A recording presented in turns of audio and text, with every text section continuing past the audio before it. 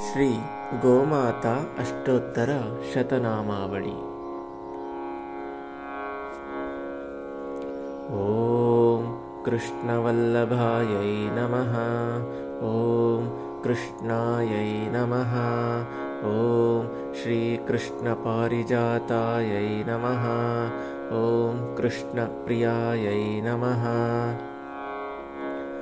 ओम कृष्णप्रेमविवर्धिन्यै नमः। ओम कमनीयायै नमः। ओम कलान्यै नमः। ओम कलावन्दितायै नमः। ओम कल्पवृक्षस्वरूपायै नमः। ओम दिव्यकल्पसमालङ्कृतायै नमः। ओम क्षीरार्णवसम्भूतायै नमः। ओम क्षीरदायै नमः। ओम क्षीररूपिण्यै नमः। ओम नन्दादिगोपविनुतायै नमः। ओम नन्दिन्यै नमः। ओम नन्दनप्रदायै नमः। ओम ब्रह्मादिदेवविनुतायै नमः। ओम ब्रह्मानन्दविदायिन्यै नमः। ओम सर्वधर्मस्वरूपिण्यै नमः। ओम सर्वभूतावनतायै नमः। ओम सर्वदायै नमः। ओम सर्वमोददायै नमः। ओम शिष्टेष्टायै नमः। ओम शिष्टवरदायै नमः। ओम सृष्टिस्थितिलयात्मिकायै नमः।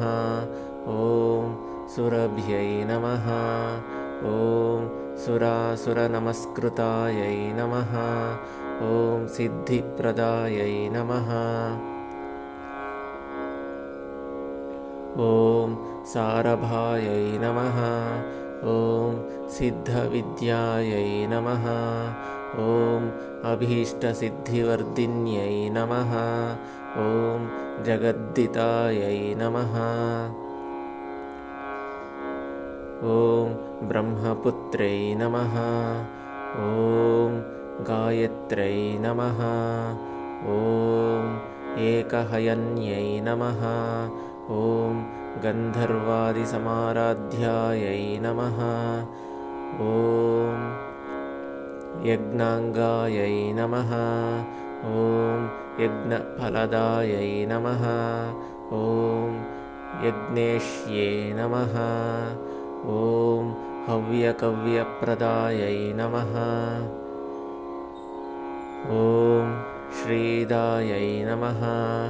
ओम स्तव्यभव्यक्रमाज्वालायै नमः। ओम बुद्धिदायै नमः। ओम बुद्ध्यै नमः।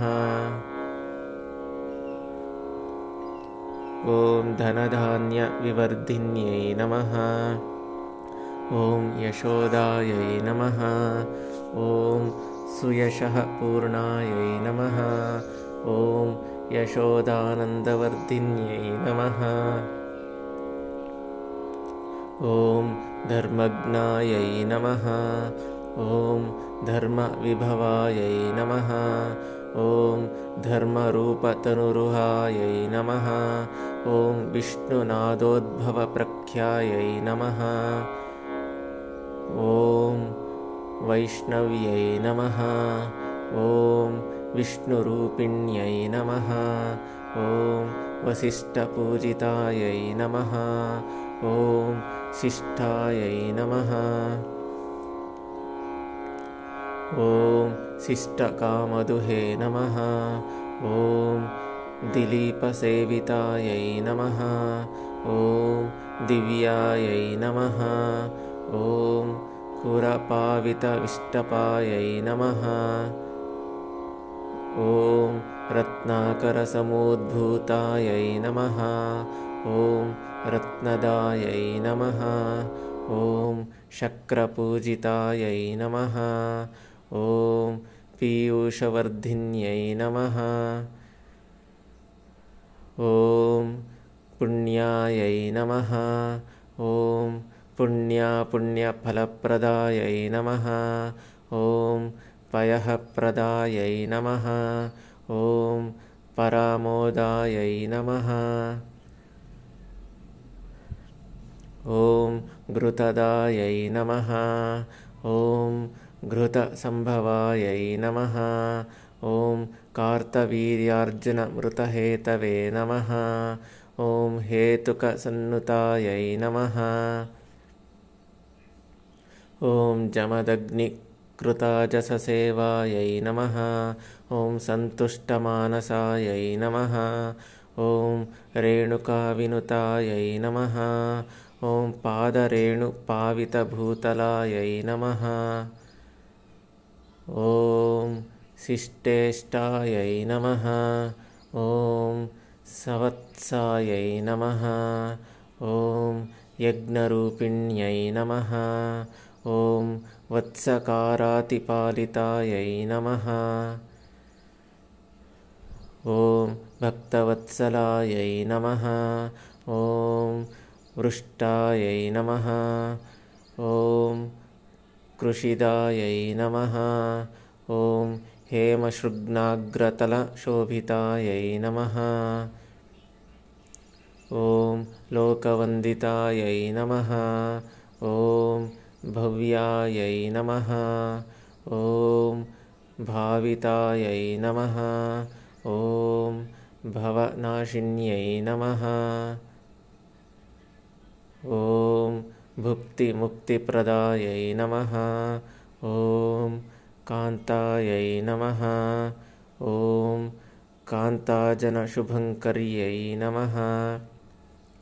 ॐ सुरूपायै नमः। ॐ बहुरूपायै नमः। ॐ अच्छायै नमः। ॐ कर्पूरायै नमः। ॐ कपिलायै नमः।